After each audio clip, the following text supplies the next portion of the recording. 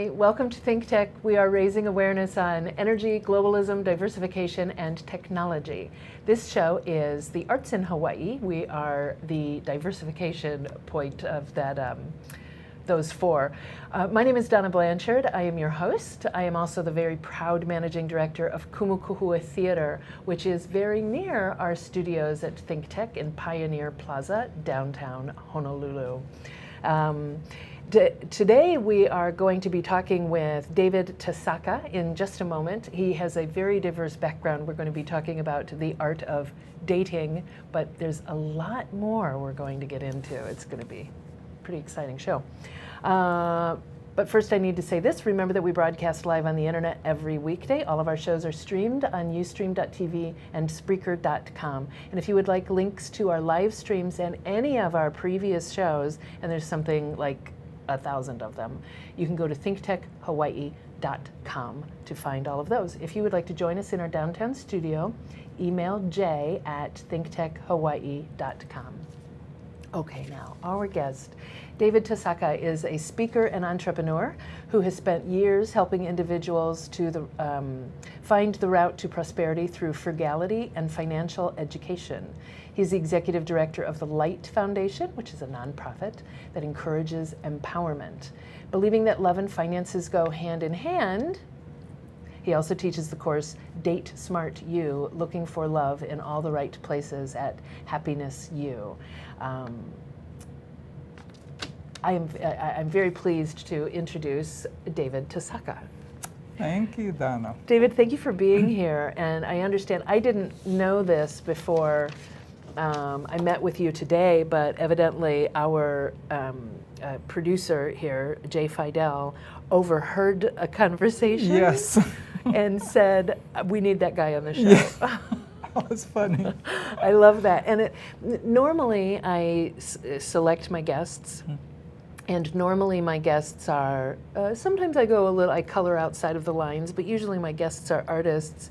And when I did a little stalking of you, I learned a little bit more about you. I thought, well, there is a lot of art to what you do. Not only are you a presenter, which certainly there is an art to that, but what you are presenting is sort of a whole life experience. And that, the art of what you do, it definitely touched me. So I'm very anxious to talk to you and learn more about this. I'm glad to be here. So let's start. It's difficult to even know where to start. Let's talk about dating, DateSmartYou first. Let's dive into that pool because we have sort of a triumvirate we're going to cover. So when you teach this course, DateSmartYou, how long is this course? We usually have about an hour and a half. Okay. And it's sort of organized so that people can follow along. And I've kind of branched out because one of the things that I suggest is the most fertile area to find love right now in today's society is online. And one of the things I also do is I'm a wedding officiant. Oh, and handy. Yes. And about 30 to 40% of the weddings I perform are for people who met online. And so it's been acceptable now. Before, there was this sort of stigma. Oh, you met online. Oh, there are stalkers out there and everything. But I tell my clients that basically online dating, if you do it correctly, is one of the most fertile areas to be in because you can go for volume. And the days gone by where you had, you were prompted to marry the boy or girl next door, that went bye-bye. There's no more auntie that's going to be your matchmaker and check out the thing like a prearranged wedding. And so a lot of people are confused now. And right now, the baby boomer population is the #1 divorce rate population because what I envision or see is that a lot of people who arrive at 50, say, and many of them said, if I'm going to make a change, I still have some time left. And because there's been a huge shift, especially for women, in the past, women's only ticket to getting a quote-unquote good life was to marry a good man. Mm-hmm. So the parents would say, find a good man and you'll be set the rest of your life. Well, that doesn't work because in those days it worked because women didn't have an education. But probably starting 40 years ago, there's been a movement for women to be educated, and then there were things implemented to actually for equal pay. And because of education and equal pay movements and equal rights, women now don't have to get married to have a good life. They can make their own good life.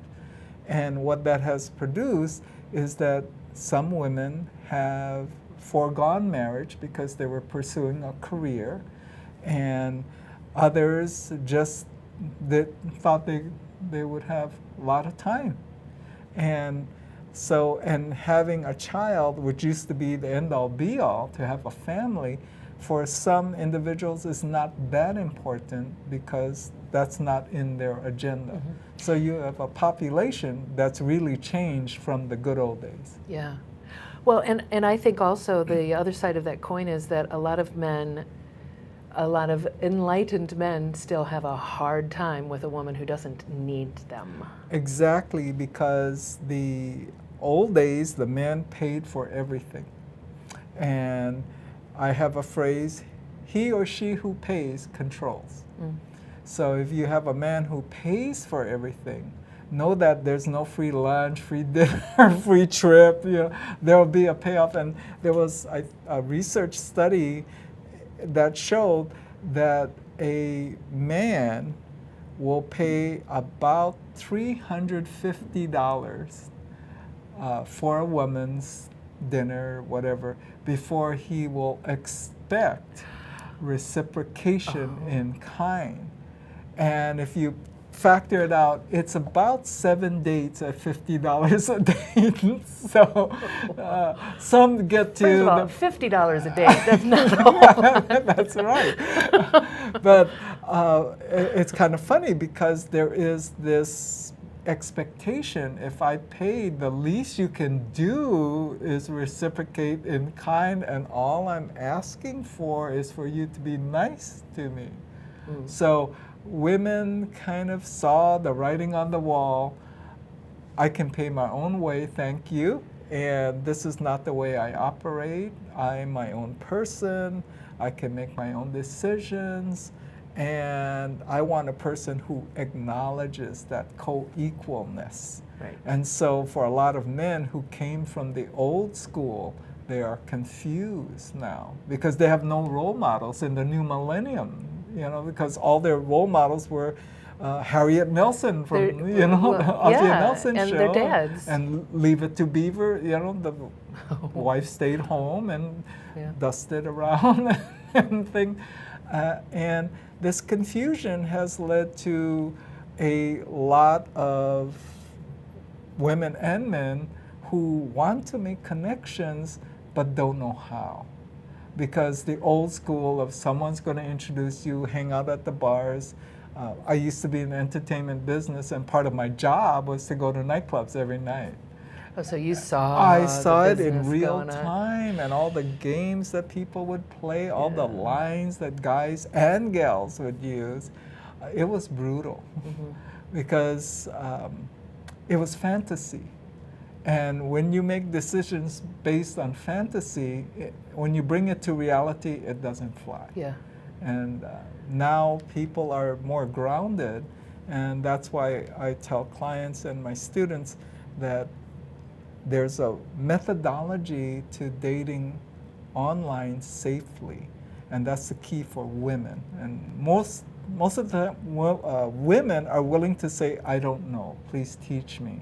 Men may have a hard time with that because their ego may say, I don't know, but I'm not going to tell you I don't know, so I'll try to get it somehow. Yeah. And relationships are one of the most confusing areas now because there's no legacy of this new model because it's brand new. The boomers are the transitional generation. They're between the pre-boomers and the millennials or whatever the next one. And one foot might be in the past because they were brought up with this model, and one foot is in the present, which is they know that model has kind of gone bye-bye. And that's why with relationships, the person they may have married right out of college and then say they got a divorce 20, 30 years later and they want to re-enter the dating game, it's completely different. I'll tell you what, I was internet dating about 10, 11 years ago, but I was married for 10 years, divorced. Then there was a period of time when I was dating, and it was still fairly new. Mm-hmm. It was still fairly new, and I thought it was wonderful. I met people who lived, within a mile of me that I just hadn't run into any other way. It was great. I met someone, was in a relationship for about 7 years, and after that ended, and I came here, I went back onto internet dating. I knew no one when I moved here, and the world had changed in that. I'm not kidding. In that 10 years, it became, dates became disposable. Yes. Because it is so easy. It's free. Mm-hmm. There are free dating websites. You used to, at least you were putting money down and you were committing to something in some way. But now there's just, there's another date around the corner for you, and you better bet there's another date around the corner for the other person that you're out with. So it's almost as though you see people with checklists and, you're out of here. You don't have this and this? Okay, bye. I'm going to keep looking. When that takes it to the other extreme. Exactly. And that's why I felt there was a need for grounded education in this area, since many people don't know. And as far as I know, there's not anything like this class. And I try to make it light because for some, we were talking about people's hearts here. When you get your heart exposed, you can be really squashed badly. Yeah. And people have had horror stories where they've either been scammed or, bushwhacked. There are guys and gals online who say they're single, but they're still married. And I tell my students that there are ways in which you can find out quickly and easily whether the person is telling the truth. And people say, you would do that? I says, well, you want to be safe? What would you tell them to do? I tell the gals especially, if you know the guy's real name, excuse yourself, go to the bathroom, pull out your smartphone and Google him. Oh yeah, and I heard Google cell phone numbers. That sometimes you'll find out that people have registered those cell phone numbers with different. I actually found out that someone was spending a lot of times in a chat room. Right. That was a deal breaker. It was a big red flag. Well, the thing that I've seen is that the community for this has sort of been labeled as, oh, you must be hard out. That's why you're going online. And sheesh, couldn't you find anyone decent? You had to go online. It used to be a very stigma of hard up, desperate, and everything. But now, because of the people I see who have gotten married, initially I asked them, oh, how did you meet? And then there's this look that the couple give each other. And then one of them said, online. And I said, hey, congratulations. And then they open up. They see there's no stigma. And almost universally, all of them said, I would not have met my husband or wife any other way. Yeah. It would have to have been, it wasn't for online dating. And that is true. The person could be right down the block, but your lives would never intersect. And how long would it take you to get to that conversation about I'm single and looking, exactly. And this is how much money I make, and this I want kids or I don't, and it's right. okay that there's a lot that you fill in Exactly, those forms. and I have a thing called you have to do this efficiently because you cannot wait forever for the guy to call. So the biggest thing I've seen with internet dating is the woman can initiate. No more waiting by the phone or pining away. Next, and she has as much power as the man does to make it disposable. And my main concern for my clients and students is safety. That you don't want to be scammed financially, you don't want to have a broken heart, you don't want to be taken advantage of in any way. And so you have to have your wits about you. Right. So you have to approach this in a logical way, because once you fall in love, there's like the rose-colored blinders come on and you can't tell the person anything. And that's the sad part, because their best friend will say, Mary, this guy doesn't seem quite, oh, you're just jealous, and then they crash and burn, and then the sad thing, I should have listened. Yes. So part of the process is you have to know front end what this process is, and it is a process. Can we talk about the book that you recommended? Yes. It's called The Power of the Pussy. 2 weeks ago on the show, I talked about the show that I was in, the Vagina Monologue. So, like 2 weeks from now, I'm going to start using the C word. There's a trajectory here.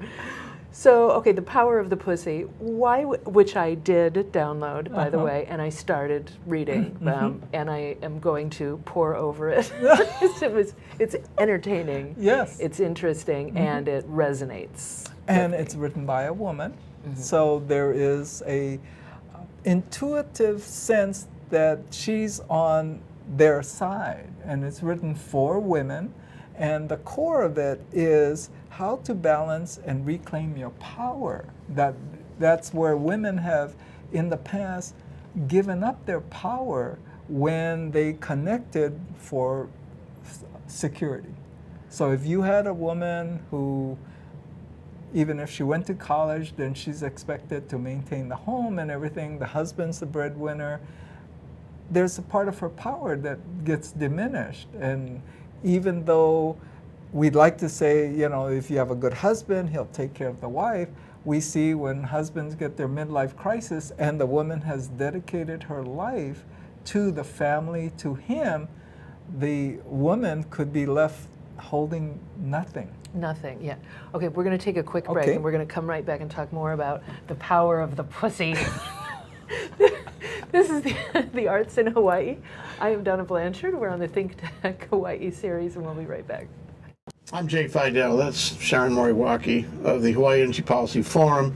And every Wednesday we have Hawaii, the State of Clean Energy. We've been doing it for some time now, and we have some fantastic guests on there, unbelievable guests who give us insight into what is going on in a very complex, sometimes very confusing, sometimes very disappointing area of progress in the state. So we love doing this. We love meeting them. We love talking to them.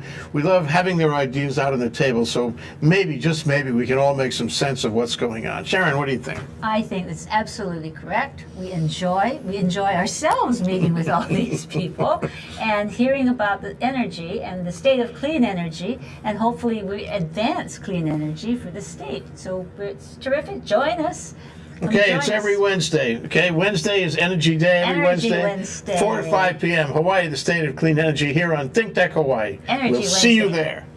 I'm Jay Fidel. Hi, we're back and we're live, and I'm still laughing. This is the Arts in Hawaii on the ThinkTech Hawaii digital series. I'm Donna Blanchard, and I am talking to David Tasaka. I'm sorry, David Tasaka. See, I'm all aflutter. So the book, The Power of the Pussy, talks about how we women, we grow up modeling our parent. Usually it's your same-sex parent, and you learn this is how I should, not only how I should behave, this is how I should feel. I think that's what we really are learning. I'm not looking for a guy like dear old dad. I'm looking for a guy who makes me feel like dear old mom felt. Yes. And it doesn't have to be that way. It can be very, my mom was very unfulfilled. My mom was very unfulfilled. There are many women who have come forward to share that the ideal marriage was not ideal for them, but they kept up a good front in order to preserve the sanctity of marriage and to not make their spouse look bad.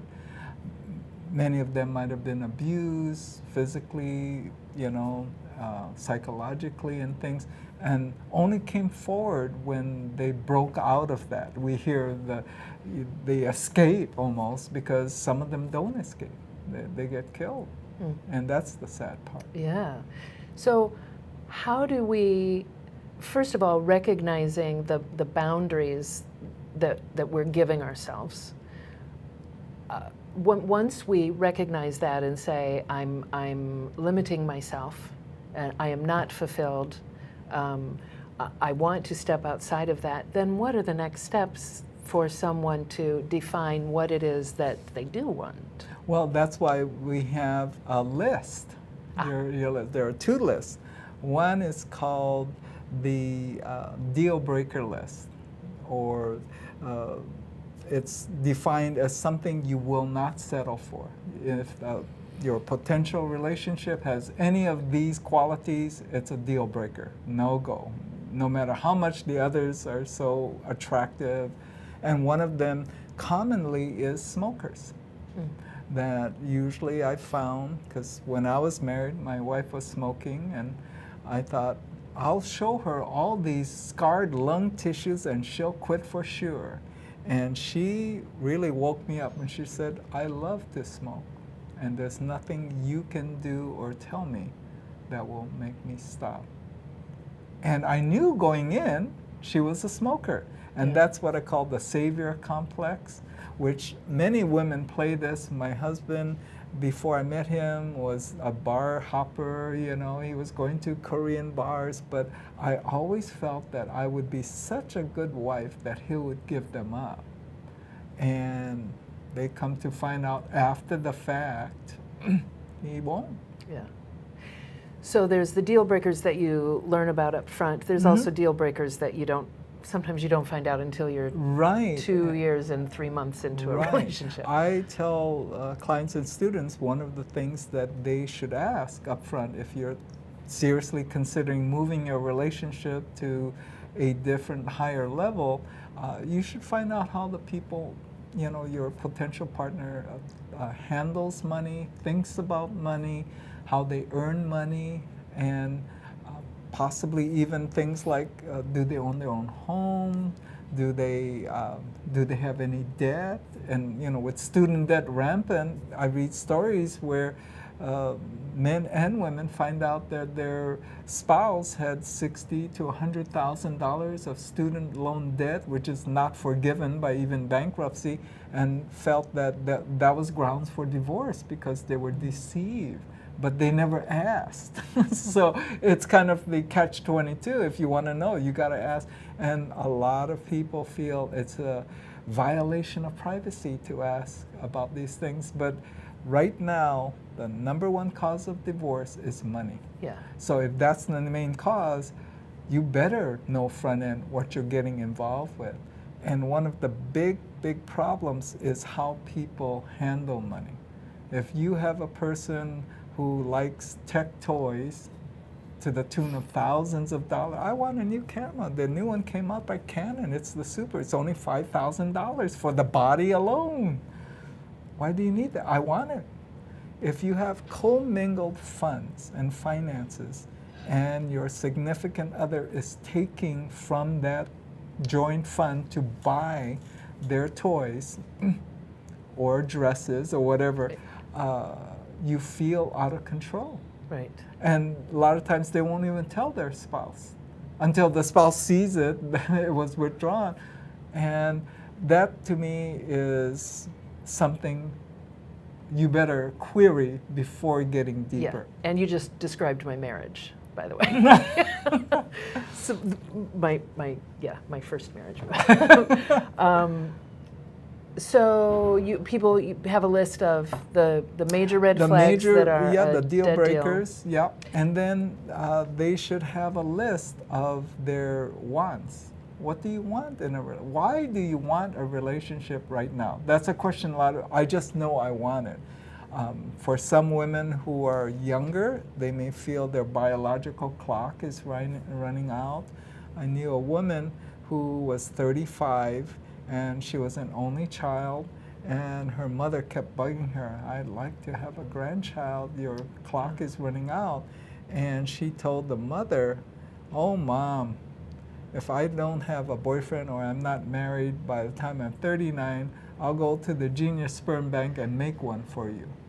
Then she hit 39 and she was in meltdown. It was very sad to see this brilliant woman, PhD, just lose everything. It was very sad. Well, yeah,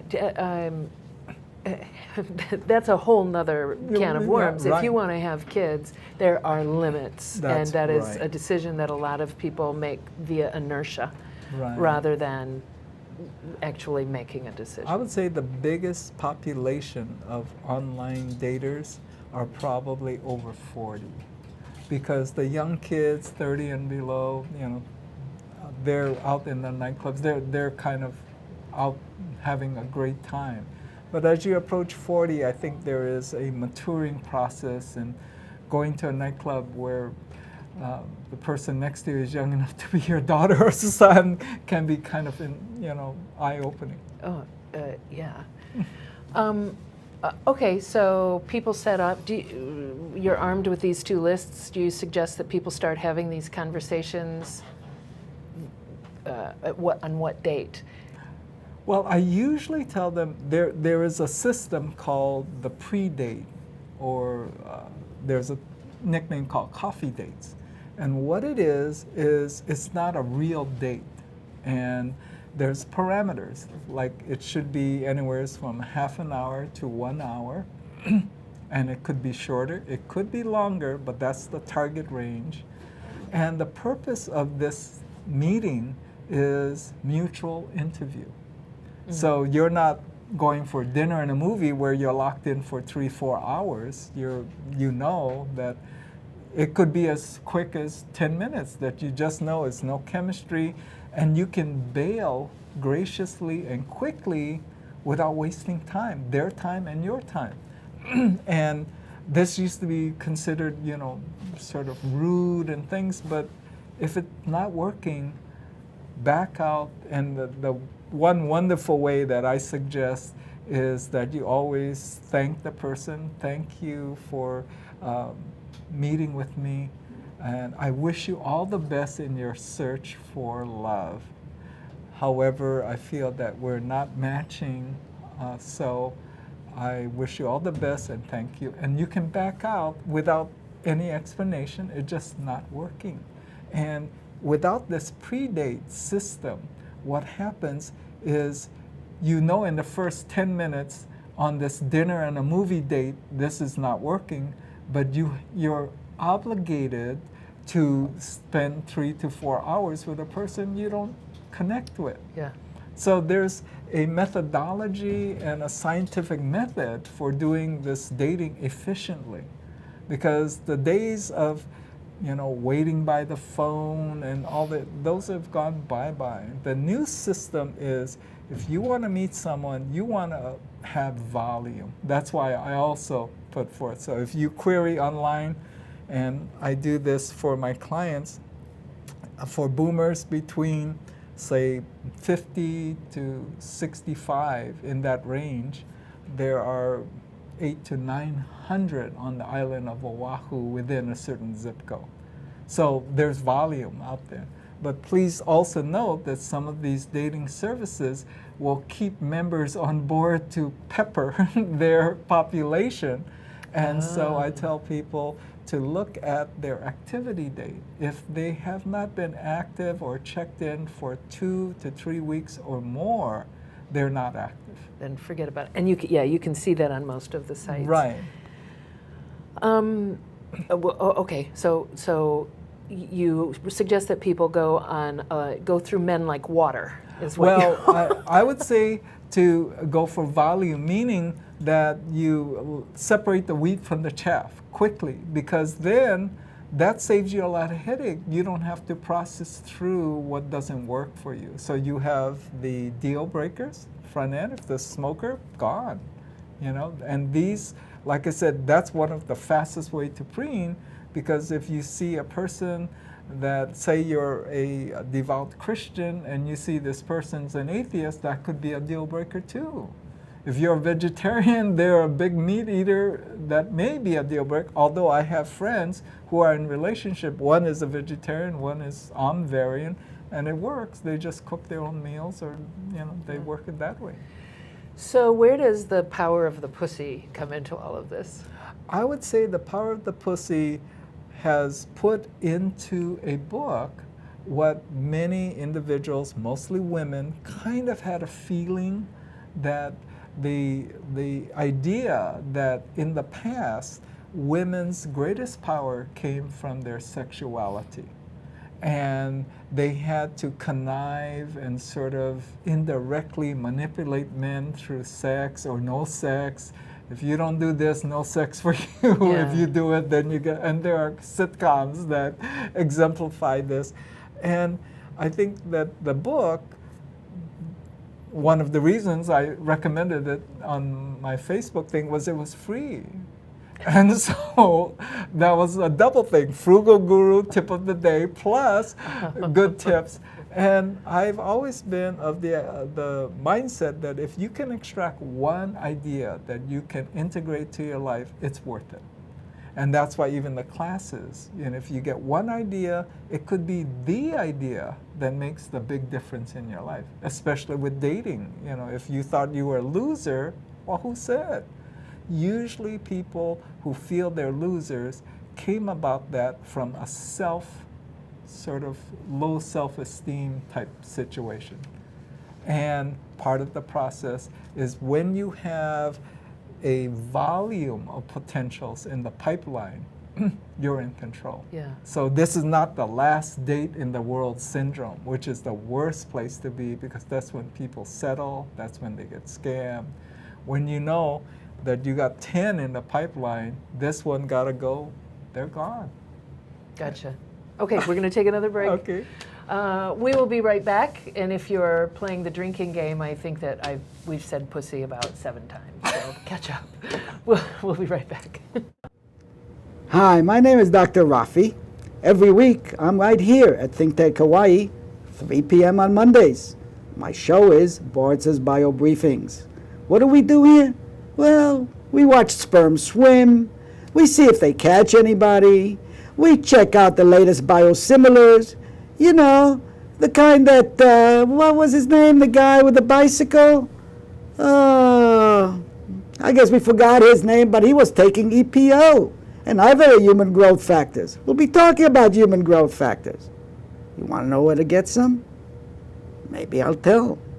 Anyway, you can catch me, as I said, every week right here, Monday, 3 p.m., ThinkTech Hawaii, Dr. Rafi. You can also find me on Twitter, BioInfoMedical. Or you can catch me on Facebook, Dr. Rafael Boritzer. I'll be happy to converse with you. Aloha.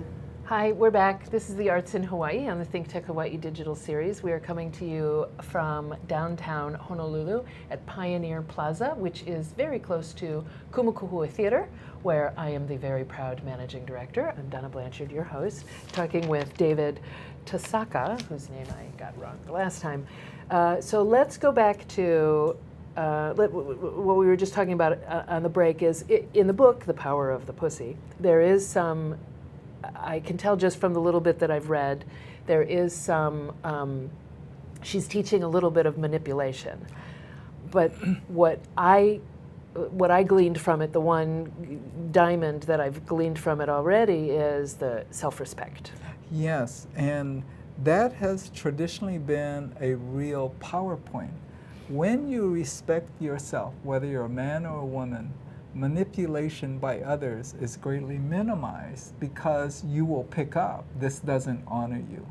when you're in a low self-esteem mode, you will actually, I have a term, the sucker and sucky dance perfectly.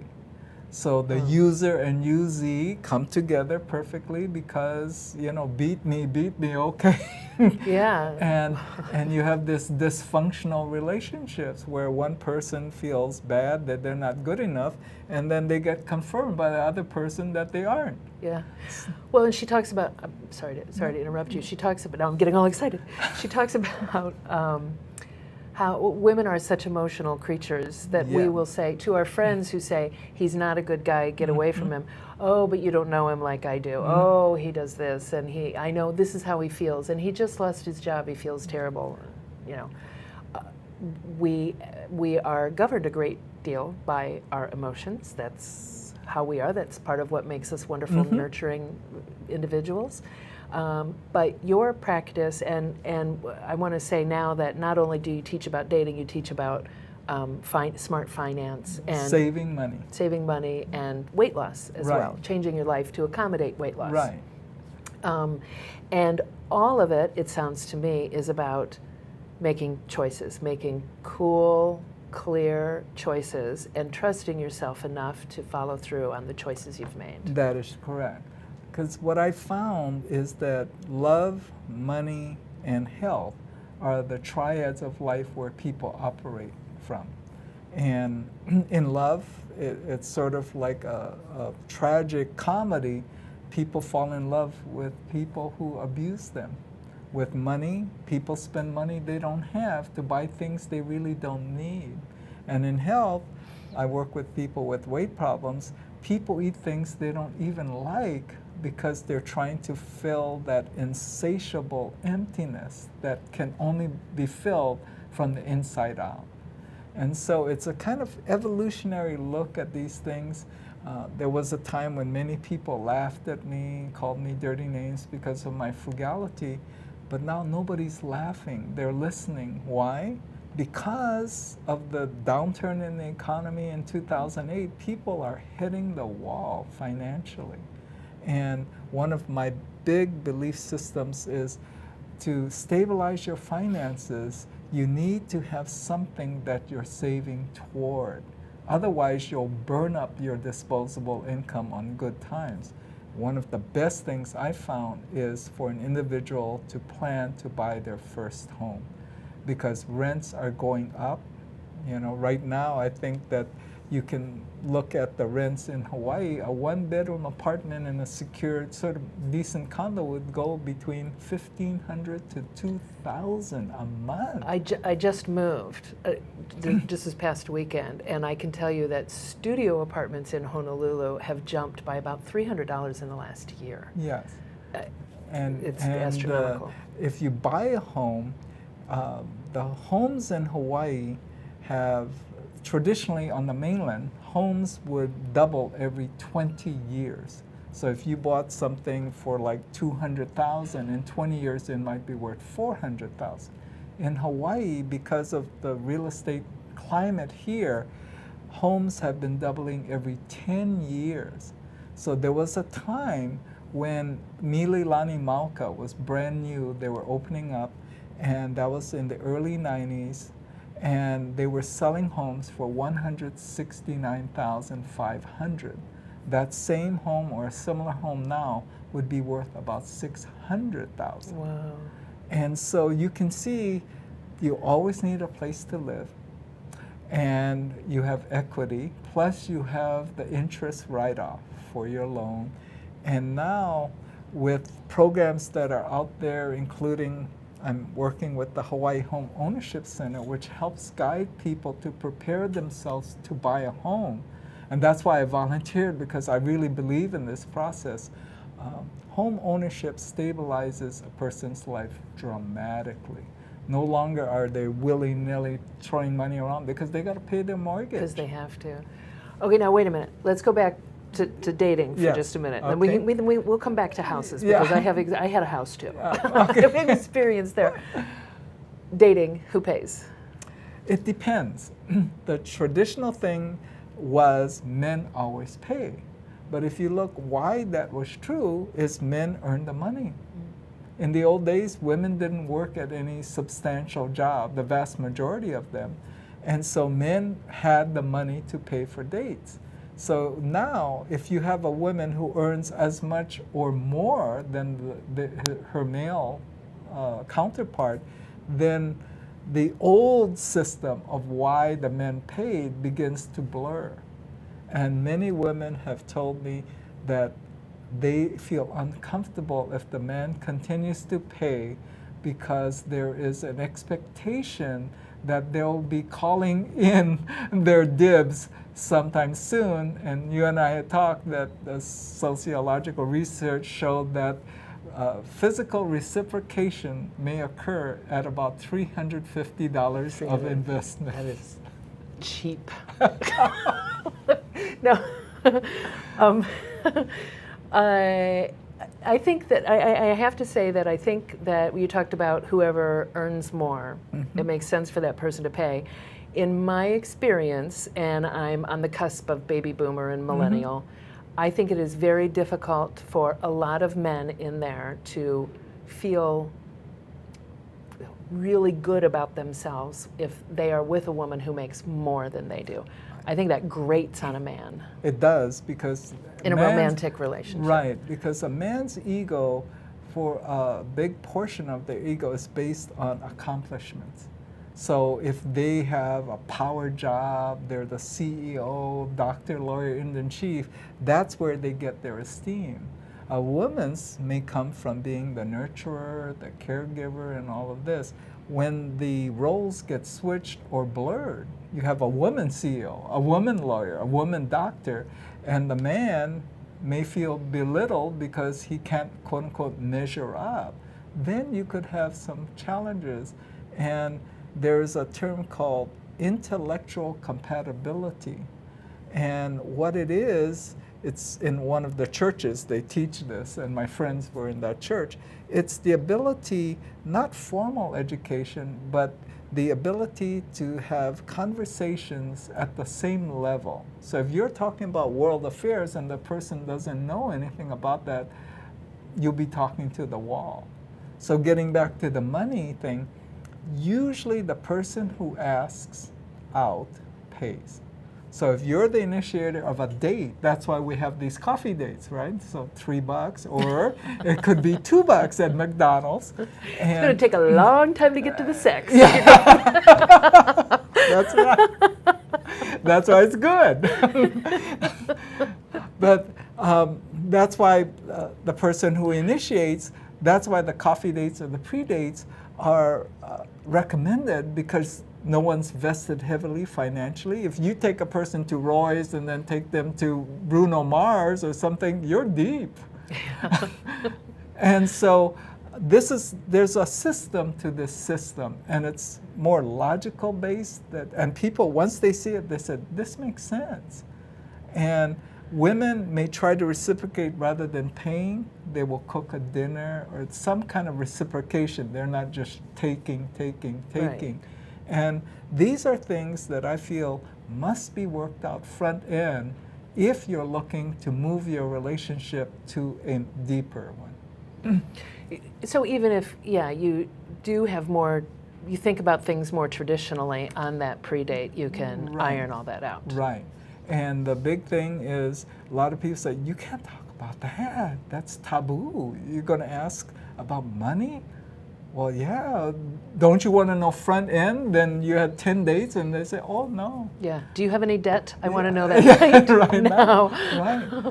Right. We only have a few minutes left here. What are there dating websites you recommend over others? I personally feel that Match.com is a favorite of mine. That's where I put my clients, because it has much more, to me, much more flexibility. And the system is set up much freer. There's more freedom to do. And there are others. eHarmony is the other big one. And both claim, we get more people married than ever. They both literally say that on their commercials, that more people get married. Right. So a lot of people are getting together on both of those. Yes, and It's all a matter of taste, you know, that what fits for you. Yeah. And the main thing I tell people is online dating can be done safely, effectively, and efficiently, and that should be the reason why, for many people, that's the path to explore. Okay, good.